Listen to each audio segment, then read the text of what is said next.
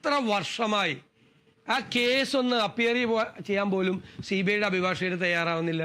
34 35 പ്രാവശ്യം മാറ്റിവെച്ചു. സ്വർണ്ണക്കള്ളക്കടത്ത് കേസുമായി ബന്ധപ്പെട്ട് വന്ന അന്വേഷണം മുഴുവൻ മുക്കി ഇല്ലേ, മുഴുവൻ മുക്കി, അന്വേഷണം മുഴുവൻ മുക്കി. ഇതങ്ങനെ വന്ന കേസല്ല. ഇത് ഈ CMRL കമ്പനിയുമായി ബന്ധപ്പെട്ട അല്ലെങ്കിൽ മുഖ്യമന്ത്രിയുമായിട്ടോ മുഖ്യമന്ത്രിയുടെ മകളുമായി ബന്ധപ്പെട്ട ഒരു കേസിൽ വന്നതല്ല. CMRL കമ്പനിയുമായി ബന്ധപ്പെട്ട ഇൻകം ടാക്സിൻ്റെ ഒരു സ്റ്റാറ്റ്യൂട്ടറി ബോഡിയുടെ ഫൈൻഡിംഗ് ആണ് ഇങ്ങനെ ഒരു പണം തെറ്റായ രീതിയിൽ ഇവരുടെ അക്കൗണ്ടിൽ വന്നിട്ടുണ്ടെന്ന്. അതിനെ തുടർന്നാണ് അതിൽ സീരിയസ് ഫ്രോഡ് ഇൻവെസ്റ്റിഗേഷൻ ഓഫീസ് അന്വേഷിച്ച് ആ കണ്ടെത്തൽ ശരിയാണ് എന്ന് ചെയ്തിട്ടുള്ളത്. ഒഫീഷ്യലായി വന്നിട്ടുള്ള ഒരു കേസാണ് അത്. ഹൈക്കോടതിയിൽ, ഡൽഹി ഹൈക്കോടതിയിൽ പോയിട്ട് അവർ സമ്മതിച്ചില്ല. നിങ്ങൾ മാത്യു കുഴൽനാടൻ്റെ കേസ് തള്ളിക്കഴിഞ്ഞപ്പോൾ നിങ്ങൾ എന്നോട് അഭിപ്രായം ചോദിച്ചിരുന്നു. അന്ന് ഞാൻ പറഞ്ഞ കാര്യം നിങ്ങൾ ഒന്നുകൂടി കേൾക്ക്. കാരണം ഇതിൻ്റെ അകത്ത് വിജിലൻസ് കേസ് നിലനിൽക്കണമെങ്കിൽ പ്രിവെൻഷൻ ഓഫ് കറപ്ഷൻ ആക്ട് വേണം, അതിൻ്റെ പ്രൊവിഷൻസ് വേണം. ഇത് മണി ലോണ്ടറിങ് ആക്റ്റാണ്, പ്രിവെൻഷൻ ഓഫ് മണി ലോണ്ടറിങ് ആക്റ്റാണ്.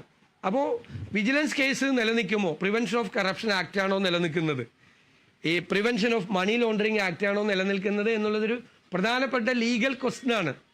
അപ്പോൾ ഹൈക്കോടതി പറഞ്ഞത് ഈ പ്രിവെൻഷൻ ഓഫ് കറപ്ഷൻ ആക്ട് അനുസരിച്ചിട്ടാണെങ്കിൽ എന്തെങ്കിലും ഒരു ഫേവർ ചെയ്ത് കൊടുത്തിട്ടാണ് ഈ പൈസ കൊടുത്തതെന്ന് തെളിയിക്കാനുള്ള ആവശ്യമായ തെളിവുകൾ ഹാജരാക്കാൻ കഴിയാത്തതുകൊണ്ടാണ്. അത് നിൽക്കില്ല എന്നാണ് പറഞ്ഞത്. അന്ന് ഞാൻ പറഞ്ഞല്ലോ. അപ്പോൾ ഈ case prevention of money laundering act ഈ കേസ് ഇതിൻ്റെ അകത്ത് നിൽക്കും. അതുകൊണ്ടാണ് ഈ ഫ്രോഡ് ഇൻവെസ്റ്റിഗേഷൻ നടത്തുന്ന അവർ സെക്ഷൻ 447 അനുസരിച്ച് ഇതൊരു ഫ്രോഡാണ് എന്ന് കണ്ടെത്തി ആ ഫ്രോഡിന് 6 മാസം മുതൽ 10 വർഷം വരെ ശിക്ഷ കിട്ടുന്ന ആ കേസെടുത്ത് പ്രതി ചേർത്തിരിക്കുന്നത്. ഇത് വളരെ വ്യക്തമാണ്. അതുകൊണ്ട് ഇത് ഏത് കേസ് വന്നാലും പൊളിറ്റിക്കലി മോട്ടിവേറ്റഡ് ആണെന്ന് പറയുന്നതിൽ എന്താ അർത്ഥമുള്ളത്? ഇത് അങ്ങനെ ഒറിജിനേറ്റ് ചെയ്ത ഒരു കേസല്ല. അതുകൊണ്ടാണ് ഞങ്ങളും ഇത് അന്വേഷിക്കണം എന്ന് ഞങ്ങൾ ആവശ്യപ്പെടാനും കോടതിയിൽ പോകാനും ഒക്കെയുള്ള സാഹചര്യങ്ങൾ അതുകൊണ്ടാണ്. പൊളിറ്റിക്കലി മോട്ടിവേറ്റഡ് കേസാണ് ഞങ്ങൾ നിൽക്കുമോ? ഇപ്പോഴും എൻ്റെ സംശയം അപകടം ഉണ്ടാകാൻ പോകുന്നത് പാർലമെൻറ്റ് തെരഞ്ഞെടുപ്പ് വന്നപ്പോൾ തൃശ്ശൂർ BJP ടാർഗറ്റ് ചെയ്തു. അപ്പോൾ കരുവന്നൂർ കേസ് നിങ്ങൾക്ക് ഓർമ്മയുണ്ടോ? നിങ്ങളൊക്കെ റിപ്പോർട്ട് ചെയ്ത ആളുകളാണ്. ED പിടിമുറുക്കി, ED കഴുത്തിൽ കൈവച്ചു എന്നൊക്കെയുള്ള വാർത്തകളുണ്ടായിരുന്നു. ഞാൻ അന്നൊരു വാചകം പറഞ്ഞു, ED പിടിമുറുക്കിയിരിക്കുന്നത് അവിടുത്തെ CPM നേതാക്കന്മാരുടെ കഴുത്തിലാണ്. തെരഞ്ഞെടുപ്പിൽ മാറ്റി വോട്ട് ചെയ്യാൻ വേണ്ടിയിട്ടാണ്. തെരഞ്ഞെടുപ്പിൽ CPMൻ്റെ പ്രവർത്തനത്തെ തകരാറിലാക്കുന്നതിന് വേണ്ടിയിട്ടാണ് ചെയ്തത്.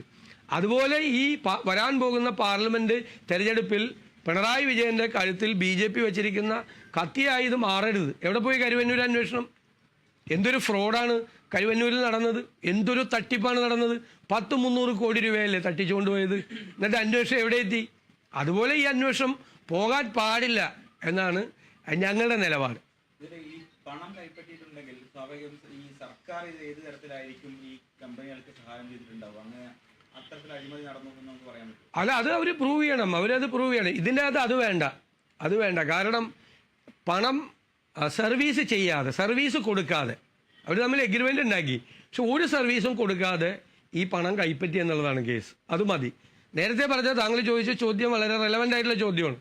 അത് ഈ വിജിലൻസ് കേസ് എടുക്കണമെങ്കിൽ ആ കാര്യം കൂടി പ്രൂവ് ചെയ്യണം. അതാണ് ഹൈക്കോടതി മാത്യു കുഴൽനാടൻ്റെ കേസിൽ പറഞ്ഞത്. അത് കൃത്യമായിട്ടുള്ള തെളിവ്, ആവശ്യമായിട്ടുള്ള തെളിവ് ആയിട്ടില്ല. വേണമെങ്കിൽ കൂടുതൽ തെളിവുകൾ കൂടി കൊണ്ടുവന്നാൽ ആ കാര്യം വീണ്ടും പരിശോധിക്കാം എന്നാണ് ബഹുമാനപ്പെട്ട ഹൈക്കോടതി പറഞ്ഞത്. ഇവിടെ അത് അന്വേഷിക്കേണ്ട ആവശ്യമില്ല. കാരണം സർവീസ് നടത്താതെ എന്തുകൊണ്ടാണ് ഒരാളുടെ അക്കൗണ്ടിലേക്ക് 2.7 കോടി രൂപ ഒരു പ്രൈവറ്റ് കമ്പനിയിലെ 2 അക്കൗണ്ടിൽ നിന്നായിട്ട് പോയിരിക്കുന്നത്? ഞങ്ങൾ അന്നും പറഞ്ഞാണ് ഈ 2.7 കോടി രൂപയുടെ കാര്യം. അന്ന് 1.7 വന്നുള്ളൂ. എംപവർ എന്നുള്ള ആ കമ്പനിയുടെ കൂടി പൈസ വന്നപ്പോഴാണ് 2.7 കോടി രൂപ കണക്കാക്കപ്പെട്ടിരിക്കുന്നത്. അപ്പോൾ അത് വളരെ ഗൗരവമുള്ള കേസാണ്. ഗൗരവം ഇല്ലാതെ എന്തിനാണ് അക്കൗണ്ടിൽ കൊടുത്തത് പൈസ, ഇത്രയും പൈസ? ഈ മുഖ്യമന്ത്രിയുടെ മകളുടെ ഒരു കമ്പനിയുമായി ബന്ധപ്പെട്ട ഇത്തരം കേസ്, അപ്പോൾ മുഖ്യമന്ത്രി രാജി ആവശ്യപ്പെടുമ്പോൾ സ്വാഭാവികം സർക്കാർ ഇതിൽ ഏതെങ്കിലും തരത്തിൽ ഒരു പങ്കാളിയായി, അല്ലെങ്കിൽ മുഖ്യമന്ത്രി ഏതെങ്കിലും തരത്തിൽ പങ്കാളിയായി? ഇപ്പോൾ ഞാനത് കണ്ടു. ഇപ്പോൾ മധുരയിലെ എല്ലാ CPM നേതാക്കന്മാരും ഉണ്ട്. എല്ലാ CPM നേതാക്കന്മാരും ഇതങ്ങനെയാണ് ഇങ്ങനെയാണെന്ന് പറഞ്ഞ് പ്രൊട്ടക്റ്റ് ചെയ്യുന്നുണ്ട്. CPMൻ്റെ ദേശീയ നേതാക്കളടക്കം. പണ്ട് UPA മന്ത്രിസഭയിലെ റെയിൽവേ മന്ത്രിയായിരുന്ന പവൻ കുമാർ ബൻസാലിൻ്റെ ബന്ധു ഇതുപോലത്തെ ഒരു അഴിമതി കേസിൽ പെട്ടു. അദ്ദേഹത്തിന് യാതൊരു അറിവുമില്ല, ബന്ധു പെട്ടു. അതിൽ CPMൻ്റെ ഒരു സ്റ്റേറ്റ്മെൻറ്റ് എൻ്റെ കയ്യിലുണ്ട്. അദ്ദേഹത്തിന് ഇതിൽ പങ്കാളിത്തം ഇല്ല നേരിട്ട്. പക്ഷെ ബന്ധു ഇതിൽ പങ്കാളിയായതിൻ്റെ പുറത്ത് പവൻകുമാർ ബൻസാൽ രാജിവെക്കണം എന്ന് ആവശ്യപ്പെട്ട CPM കേന്ദ്ര നേതൃത്വമാണ് ഉള്ളത്. ബന്ധു ഒരു കേസിൽ പെട്ടപ്പോൾ അകന്ന ബന്ധുവാണ്, ഇത് മകളാണ്, അകന്ന ബന്ധുവാണ്. ആ CPMൻ്റെ സ്റ്റേറ്റ്മെൻറ്റ് ഞാൻ വേണമെങ്കിൽ നിങ്ങളെ വായിച്ച് കേൾപ്പിച്ചു തരാം. പീപ്പിൾസ് ഡെമോക്രസിയിൽ വന്നതും അതിലുള്ള സ്റ്റേറ്റ്മെൻറ്റ് വായിച്ചു. ആ സ്റ്റാൻഡ് എടുത്താണ്. കോടിയേരി ബാലകൃഷ്ണൻ്റെ മകൻ കേസിൽ പെട്ട് കഴിഞ്ഞപ്പോൾ എടുത്ത നിലപാട് ഇതായിരുന്നില്ലല്ലോ പാർട്ടി. ഇപ്പം എന്താ ഇരട്ടത്താപ്പ്? കോടിയേരി ബാലകൃഷ്ണനോടും പിണറായി വിജയനോടും ഇരട്ടത്താപ്പ് എന്തിനാണ് CPMന്? പിണറായി വിജയൻ അധികാരത്തിലിരിക്കുന്നതുകൊണ്ടാണോ? പാർട്ടിയിൽ പവർഫുൾ ആയതുകൊണ്ടാണോ? അദ്ദേഹത്തെ ഭയന്നാണോ കൂടെയുള്ള ആളുകൾ അദ്ദേഹത്തെ പ്രൊട്ടക്ട് ചെയ്യാൻ വേണ്ടിയിട്ട് മത്സരിച്ചുകൊണ്ടിരിക്കുന്നത് ആണോ? അതാണ് ചോദ്യം. അതിനൊക്കെ ഉത്തരം പറയണം CPM. ഇവരൊരു ബിസിനസ് ചെയ്യുന്ന ലേഡിയാണല്ലോ, സ്വാഭാവികമായിട്ട് അവരവരുടെ ബിസിനസ്സോട്ട് പോകുന്നിടത്ത് കേസുകളുണ്ടാവും. അതിൽ പിണറായി വിജയൻ എങ്ങനെ കുറ്റക്കാരനാകുന്നുള്ള ഇത് അങ്ങനത്തെ കേസല്ലല്ലോ. ഒരു സർവീസും നടത്തി കൊടുക്കാതെ ബിസിനസ് നടത്തുന്ന ഞാൻ എത്ര പേരെ കാണിച്ചു തരാം. അവരൊന്നും അക്കൗണ്ടിലേക്ക് ഇങ്ങനെ ആരെയും പൈസ വരുന്നില്ല. ബിസിനസ് നടത്തിക്കൊണ്ടിരിക്കുന്ന ആളുകളുടെ അക്കൗണ്ടിലേക്ക് വെറുതെ കമ്പനികൾ പൈസ അയച്ചു കൊടുക്കുക. 1,70,00,000 പിന്നെ വേറെ 1 കോടി അങ്ങനെ അയച്ചു കൊടുക്കുമോ? അങ്ങനെ അയച്ചു കൊടുക്കുമെങ്കിൽ ഓക്കെ. ഏതെങ്കിലും ഒരു കേസ് തന്നെ അങ്ങനെ കാണിച്ചു ബിസിനസ് നടത്തുന്ന ആളുകൾക്ക് വെറുതെ ഒരാൾ വിചാരിക്കണം അവൻ പാവം ബിസിനസ് നടത്തിക്കൊണ്ടിരിക്കുകയാണ്, അവൻ്റെ അക്കൗണ്ടിലേക്ക് 1 കോടി രൂപ അയച്ചു കൊടുത്തേക്കാം, 2 കോടി രൂപ അയച്ചു കൊടുത്തേക്കാം എന്നാരെങ്കിലും വിചാരിക്കുമോ? അങ്ങനെ വിചാരിക്കില്ലല്ലോ. അത് കിട്ടിയിട്ടാണല്ലോ. കിട്ടിയത് എന്താണെന്ന് വേറെ അന്വേഷിക്കാം. നമുക്ക് എൻ്റെ ഫേവറാണ് കിട്ടിയെന്ന് വേറെ അന്വേഷിക്കാം. ഇതിലെ ഈ അഴിമതി നടന്നു എന്നൊരു ആരോപണം ഉണ്ടെങ്കിൽ അത് തെളിയിക്കാൻ ഏത് ഏജൻസിയുടെ അന്വേഷണമാണ് നമ്മൾ ആവശ്യപ്പെടുന്നത്? അല്ല, അത് ഇതിൻ്റെ ഇത് അന്വേഷിക്കേണ്ടത് ആദ്യം ഫ്രോഡാണ് ഇതിൻ്റെ അകത്ത് നടന്നിരിക്കുന്നത്. ഫ്രോഡ് നടന്ന് ക്രിമിനൽ കുറ്റമാണ് ഫ്രോഡ് എന്ന് പറയുന്നത്. അതായത് 447 അനുസരിച്ച് ക്രിമിനൽ കുറ്റമാണ്. 3 മാസം മുതൽ 10 കൊല്ലം വരെ, 6 മാസം മുതൽ 10 കൊല്ലം വരെ ശിക്ഷ കിട്ടുന്നതാണ്. എമൗണ്ടിൻ്റെ ഇതനുസരിച്ചിട്ട് ഈ ട്രാൻസാക്ഷൻ നടത്തിയിരിക്കുന്ന എമൗണ്ടിൻ്റെ 3 ഇരട്ടി വരെ ഫൈൻ കൊടുക്കാവുന്ന ഗുരുതരമായ കേസാണ്. 10 വർഷം വരെ ശിക്ഷ കിട്ടാവുന്ന ഒരു കേസാണ്. ഗുരുതരമായ ഒരു കേസാണ്.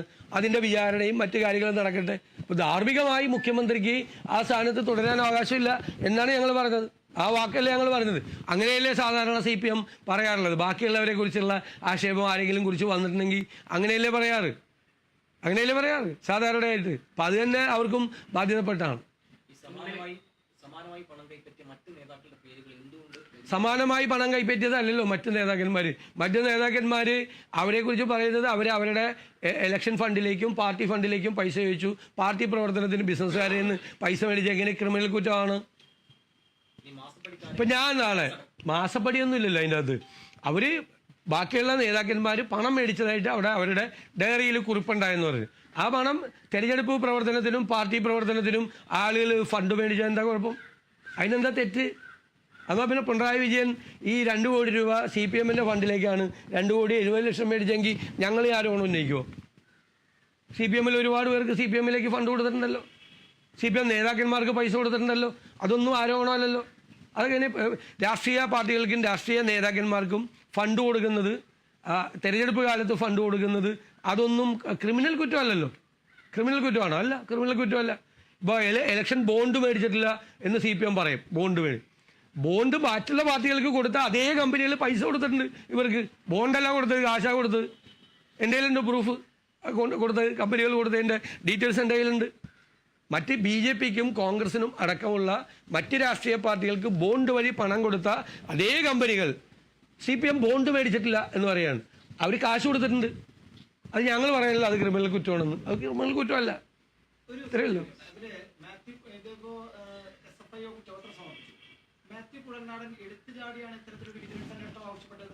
അല്ല, അതിനകത്തൊരു ലീഗൽ ഇഷ്യൂ ഉണ്ട്. അത് തന്നെ കോടതി പറഞ്ഞിരിക്കുന്നത്.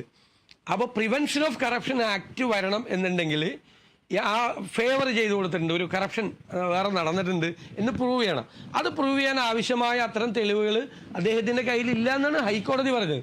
അപ്പോൾ അദ്ദേഹം സുപ്രീം കോടതി പോവോ അല്ലെങ്കിൽ കൂടുതൽ തെളിവുകൾ ഹാജരാക്കിയാൽ മതിയല്ലോ. അത്രയേ ഉള്ളൂ. അത് ആ കേസിൻ്റെ വിധിയെ അവർ ദുർവ്യാഖ്യാനം ചെയ്യുകയാണ്. കേസിൻ്റെ വിധി ഞാൻ പറഞ്ഞതാണ്. ഞാൻ അന്ന് പിറ്റേ ദിവസം തന്നെ നിങ്ങളോട് ഞാൻ ഈ SFIയുടെ കാര്യവും PML ആക്ടിൻ്റെ കാര്യവും നിങ്ങളോട് പറഞ്ഞിരുന്നു. നിങ്ങളോട് ഞാൻ സംസാരിച്ചിരുന്നു. ഓർമ്മയുണ്ടാവും. നിങ്ങൾ അതിൻ്റെ റെക്കോർഡ് എടുത്ത് നോക്കിയാൽ മതി. അതിൽ വരും ക്ലിയർ ആയിട്ട്. മറ്റതിൽ പ്രൂവ് ചെയ്യണം.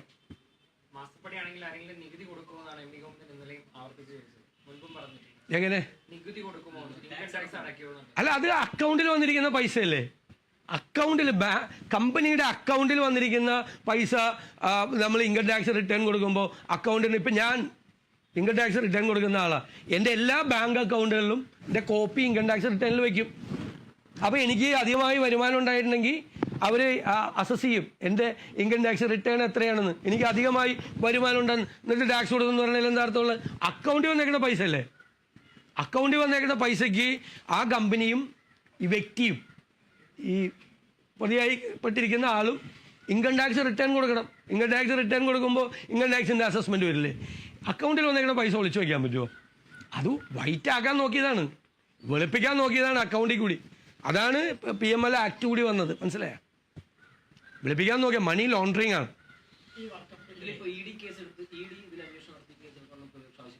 അല്ല, തീർച്ചയായിട്ടും അവരുകൂടി അന്വേഷിക്കേണ്ടതാണ്. അവരുടെ പരിധിയിൽ കൂടി, അന്വേഷണ പരിധിയിൽ കൂടി വരുന്ന കേസാണ്. അവരുകൂടി അന്വേഷിക്കേണ്ട കേസാണ്. സംശയം എന്താ? ഈ ED പറഞ്ഞപ്പോഴാണ് ഈ ഗോകുലത്തിന്റെ എല്ലാ ഓഫീസുകളിലും ED പരിശോധന ആരംഭിച്ചിട്ടുണ്ട്. അത് എങ്ങനെയാണ് കാണുന്നത്? അതിപ്പോൾ ആ സിനിമ കൊണ്ടുവന്നാണെന്നാണെന്ന് എല്ലാവർക്കും അറിയാമല്ലോ. മറ്റേ ഭക്ഷണം കഴിക്കുന്ന എല്ലാവർക്കും, ചോറ് കഴിക്കുന്ന എല്ലാവർക്കും അറിയാമല്ലോ. ഇപ്പോൾ ഗോപാലിന് വീട്ടിൽ ED കയറാനുള്ള കാര്യം എല്ലാവർക്കും അറിയാമല്ലോ. എല്ലാവർക്കും അറിയാതെ. അതല്ല ഞാൻ പറഞ്ഞല്ലോ, ആ വ്യത്യാസം പറഞ്ഞത് ഞാൻ ക്ലിയർ ചെയ്ത് പറഞ്ഞു. ഇത് അങ്ങനത്തെ ഒരു പൊളിറ്റിക്കലി മോട്ടിവേറ്റഡ് കേസല്ല. പൊളിറ്റിക്കലി മോട്ടിവേറ്റഡ് ആയിട്ടുള്ള എല്ലാ കേസിലും സംഘപരിവാർ നേതൃത്വം ശ്രീ പിണറായി വിജയനെ സംരക്ഷിച്ചിട്ടുണ്ട്, ഇപ്പോഴും സംരക്ഷിച്ചുകൊണ്ടിരിക്കുക. ഇത് അങ്ങനെ വന്ന കേസല്ല, ഇതങ്ങനെ പോവില്ല ആ കേസ്. വഖഫ് ബില്ല് പാർലമെന്റിൽ പാസ്സായിരിക്കുകയാണ്. കടുത്ത ഒരു എതിർപ്പാണ് മുനമ്പം ജനതയുടെ ഭാഗത്ത് നടക്കം UDF-നും CPM-നും ഒക്കെ നേരിടേണ്ടി വരുന്നത്. എന്താണ് ഇപ്പോൾ വഖഫ്? അല്ല, അത് അവർ തെറ്റിദ്ധാരണ കൊണ്ടും അവരെ തെറ്റിദ്ധരിപ്പിക്കുകയാണ്. ദേശീയ തലത്തിൽ കോൺഗ്രസും ഇന്ത്യ മുന്നണിയും എടുത്ത അതിശക്തമായ നിലപാടാണ്. ഒരു മതവിശ്വാസങ്ങളുടെയും മത ആചാരങ്ങളുടെയും അവരുടെ ഇൻസ്റ്റിറ്റ്യൂഷനിലെയും അധികാരം ഉപയോഗിച്ച് അത് കവർന്നെടുക്കാൻ വേണ്ടി ശ്രമിക്കരുത് എന്നുള്ള ഞങ്ങളുടെ അഭിപ്രായമാണ്. അതിൽ വഖഫ് ബില്ലുമായി ബന്ധപ്പെട്ട് ഞങ്ങൾ അത് വളരെ മനോഹരമായി പാർലമെൻറ്റിൽ ഇരുസഭകളിലും കോൺഗ്രസിൻ്റെയും ഇന്ത്യ മുന്നണിയുടെയും മെമ്പർമാർ ശക്തമായി അവതരിപ്പിച്ചു. അത് ഞങ്ങളുടെ നിലപാടാണ്. ആ നിലപാടിൽ ആരെങ്കിലും പറഞ്ഞു എന്നോർത്ത് ഞങ്ങൾ വെള്ളം ചേർക്കില്ല, ഒരു തരത്തിൽ വെള്ളം ചേർക്കില്ല. ഇനി ഞാൻ പറഞ്ഞുതരാം, വഖഫ് ബില്ല് വന്നപ്പോൾ ഇതായിരുന്നു ഞങ്ങളുടെ നിലപാട്. നാളെ ചർച്ച് ബില്ല് വരും, ചർച്ച് ബില്ല് വരുമ്പോഴും ഇതായിരിക്കും ഞങ്ങളുടെ നിലപാട്.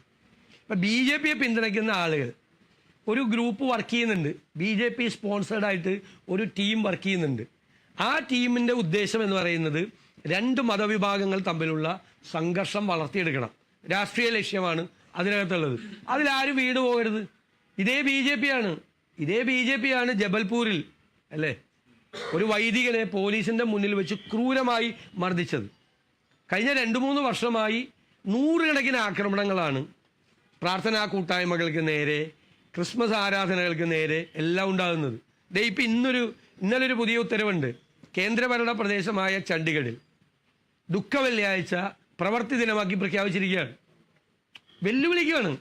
ദുഃഖ വെള്ളിയാഴ്ച ക്രിസ്തു ക്രൂശിക്കപ്പെട്ട ദിവസമാണ്.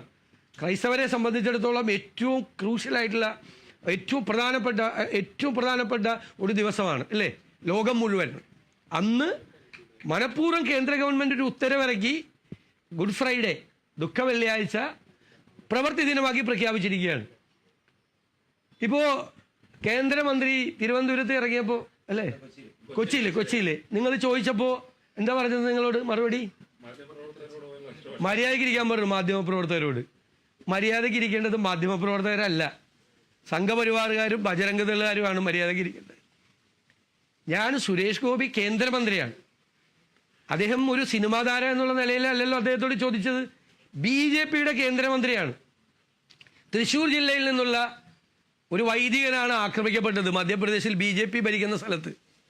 തെരഞ്ഞെടുപ്പ് കാലത്തെ പള്ളിയിൽ സ്വർണ്ണകിരീടമായിട്ട് പോയാൽ മാത്രം പോരാ, അല്ലാത്ത സമയത്തും ക്രൈസ്തവർക്കെതിരെയുള്ള ആക്രമണങ്ങൾ സംരക്ഷിക്കാൻ, അവരെ പ്രൊട്ടക്റ്റ് ചെയ്യാനുള്ള ബാധ്യത കൂടി ഈ കേന്ദ്രമന്ത്രിക്കുണ്ട്.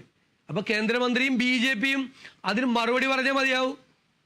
ഇപ്പോൾ അവിടെ പോയി ഈസ്റ്റർ കാലത്ത് ക്രിസ്മസ് കാലത്ത് കേക്ക് വിതരണം നടത്തും, വീടുകളിൽ പോയി കെട്ടിപ്പിടിക്കും. എന്നിട്ട് രാജ്യത്തുടനീളം പള്ളികൾ ആക്രമിക്കുക, ക്രിസ്മസ് ആരാധനകൾ തകർക്കുക, ഇതൊരു തീർത്ഥാടനം നടത്തിയ ആൾക്കൂട്ടത്തെയാണ് തടഞ്ഞു വെച്ചത്. അത് അന്വേഷിക്കാൻ പോയ വൈദികനെയാണ് ക്രൂരമായി ആക്രമിച്ചത്. വേറെ എത്രയോ വൈദികർ യു പിയിലൊക്കെ ജയിലിൽ കിടക്കും, മലയാളികളടക്കം. സ്റ്റാൻ സ്വാമിയെ ജയിലിൽ വെച്ച് കൊന്നു. ഈ സുരേഷ് ഗോപി പലപ്പോഴും ഒരു മന്ത്രിയാണെന്നുള്ള കാര്യം മറന്നു പോകുന്നു. അല്ല, മന്ത്രിയാണെന്ന് മറക്കാൻ പാടില്ലല്ലോ. മന്ത്രി മറുപടി പറയാനില്ലാണ്ടാണ്. ഞാൻ ചോദിച്ച ചോദ്യത്തിന് അദ്ദേഹം പറയട്ടെ.